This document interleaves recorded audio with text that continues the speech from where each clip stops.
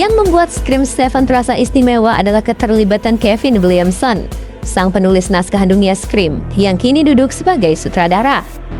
Keputusan ini membawa makna simbolis. Arsitek utama kisah ini kembali memegang kendali atas teror yang ia ciptakan sendiri. Di bawah arahannya, Scream 7 tidak mencoba meniru tren horor modern secara berlebihan. Sebaliknya, film ini membangun ketegangan melalui ritme yang terukur, situasi yang terasa personal, dan ancaman yang perlahan merayap.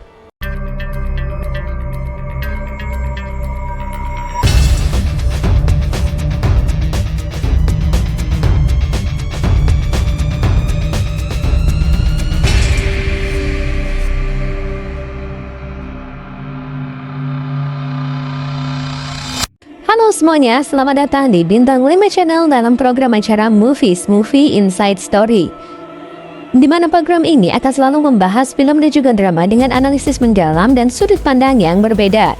Jika ini pertama kalinya kamu mampir, jangan lupa untuk subscribe, karena di sini kita tidak akan hanya menonton cerita, tetapi kita juga akan menguak sisi lain yang ada di baliknya. Tidak banyak waralaba horor yang mampu bertahan lintas generasi tanpa kehilangan identitasnya. Scream 7 yang dijadwalkan tayang pada 25 Februari 2026 mencoba membuktikan bahwa teror klasik tidak pernah benar-benar mati. Itu hanya menunggu waktu untuk bangkit kembali dengan cara yang lebih cerdas. Sequel ketujuh ini bukan sekedar lanjutan cerita, melainkan sebuah upaya sadar untuk menghidupkan kembali roh Scream yang pertama kali mengguncang dunia perfilman pada 1996. Kali ini aroma nostalgia terasa lebih kental. Michelle Randolph, salah satu wajah baru dalam jajaran pemeran, menyebut bahwa film ini dengan sengaja menghidupkan kembali berbagai elemen khas Scream era awal. Mulai dari atmosfer yang lebih mencekam, permainan psikologis antara pembunuh dan korban, hingga dialog yang tajam dan penuh kesadaran genre, semuanya terasa seperti sebuah penghormatan terhadap akar cerita yang dulu membesarkan nama waralaba ini. Yang membuat Scream 7 terasa istimewa adalah keterlibatan Kevin Williamson, sang penulis naskah dunia Scream, yang kini duduk sebagai sutradara. Keputusan ini membawa makna simbolis. Arsitek utama kisah ini kembali memegang kendali atas teror yang ia ciptakan sendiri. Di bawah arahannya, Scream 7 tidak mencoba meniru tren horor modern secara berlebihan. Sebaliknya, film ini membangun ketegangan melalui ritme yang terukur, situasi yang terasa personal, dan ancaman yang perlahan merayap.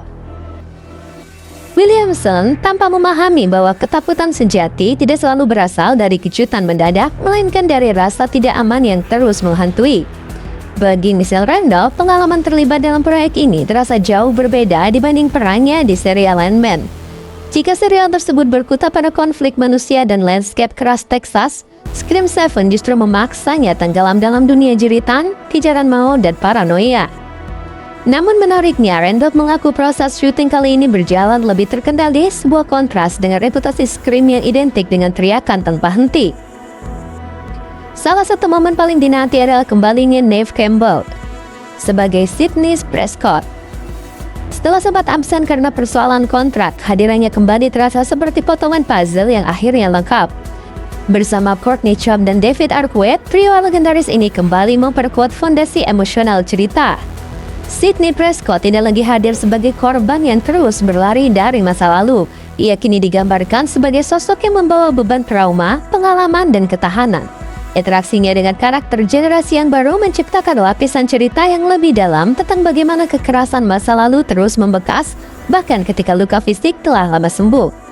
Sebagai lanjutan dari Scream 6 yang tayang tahun 2023, sinopsis film Scream 7 menyoroti kembalinya Sidney Prescott yang berusaha menjalani kehidupan damai. Ia menetap di sebuah kota kecil dengan harapan dapat menutup lembaran kelam trauma yang pernah menghantuinya sejak film pertama. Namun, ketenangan tersebut kembali terusik ketika Ghostface versi terbaru muncul dan mengincar putri Sidney, Tatum Evans. Demi keselamatan keluarganya, Sidney terpaksa kembali berhadapan dengan teror masa lalu yang selama ini ia coba lupakan. Scream 7 bukan film yang mencoba berteriak paling keras, melainkan yang tahu kapan harus diam dan membiarkan ketegangan berbicara. Dengan menggabungkan nostalgia, fisik kreator asli, serta generasi baru pemain, film ini menghadirkan teror yang terasa akrab sekaligus segar. Bagi penggemar lama, ini adalah pertemuan kembali dengan mimpi buruk yang dulu pernah mereka kenal. Bagi penonton baru, Scream 7 menjadi pintu masuk ke dunia horor yang sadar diri, tajam, dan tak pernah benar-benar kehabisan cara untuk menakut-nakuti. Ghostface mungkin telah berubah, tetapi ceritanya masih sama dan kali ini terdengar lebih dekat dari sebelumnya. Ya, itulah tadi review singkat tentang film Scream 7. Terima kasih sudah mengikuti review ini sampai dengan akhir. Jika kamu menikmati pembahasannya, jangan lupa tinggalkan like, komen, dan juga tekan tombol subscribe agar kamu tidak ketinggalan review drama dan film terbaik lainnya. Sampai jumpa di episode berikutnya. Kesal menonton, teruslah menikmati cerita, karena setiap layar selalu punya kisah yang menunggu untuk dibahas. Bye-bye!